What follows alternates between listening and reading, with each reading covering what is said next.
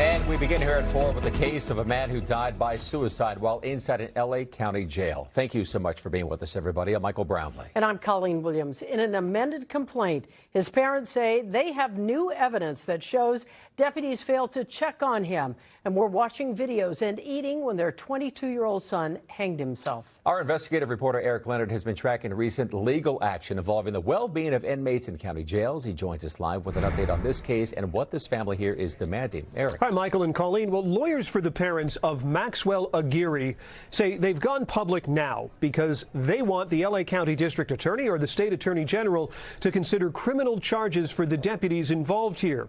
In their new amended lawsuit complaint, they say internal video and records they just obtained while investigating their lawsuit show a group of deputies were not paying attention, and they say they believe the Sheriff's Department later lied to them about what happened.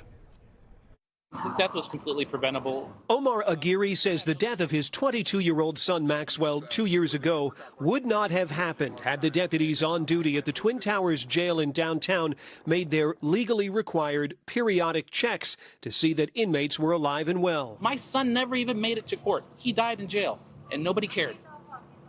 And that's a practice here. It's unthinkable. Aguirre family attorneys say jail security video recordings just provided by the Sheriff's Department in response to legal demands show the deputies on duty the day of Maxwell Aguirre's suicide attempt, September 22nd, 2023, were crowded around a screen, then eating around the same time Aguirre had tried to hang himself inside a cell that was under the deputies' supervision. They were watching YouTube videos.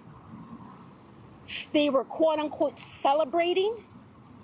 They were eating Chick-fil-A. Family attorney Denise Gastelum says a jail incident report written by a sergeant appears to confirm inmate checks were skipped or burned in jail lingo. Aguirre's mother, Yvette, says the Sheriff's Department wasn't honest with her about her son's suicide attempt or his condition in the days after it happened. What the Los Angeles Sheriff's Department calls stable, most of us call brain dead and on life support. Maxwell Aguirre didn't die from hanging injuries until 7 days later, becoming one of 45 deaths in county jails that year. The family says Aguirre should have been under close monitoring. He'd attempted to take his own life days before the fatal attempt. He'd struggled with mental health issues and had asked the jailers for mental health care. His mother says she was prepared to accept the first official account of what happened, but is now determined to see the lawsuit through. And I could have left it at that. But it's their own actions of covering up, for me personally, why I want to be doing this. Aguirre was an Air Force veteran who was in jail with no bail at the time because he'd been charged with murder. The family says he was preparing to answer and defend that case in court when he died.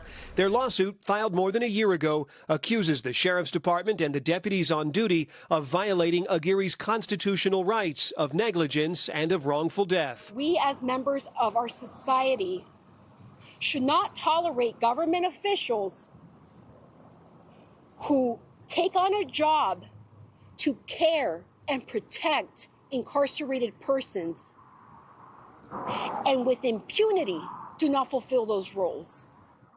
The Sheriff's Department said in a statement that it takes its responsibilities to care for inmates seriously and said if deputies are found to have violated policy or they failed to do their jobs, there could be penalties.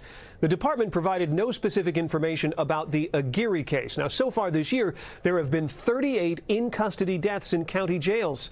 Aguirre's family says the deputies should be prosecuted for failing to check on inmates, and they should lose their certification to work as police officers, and says this case should be helpful to the State Attorney General, Rob Bonta, who you may remember is now suing L.A. County over what he says are dangerous conditions inside the jails. Live in the newsroom, I'm investigative reporter Eric Leonard, NBC4 News. Back to you.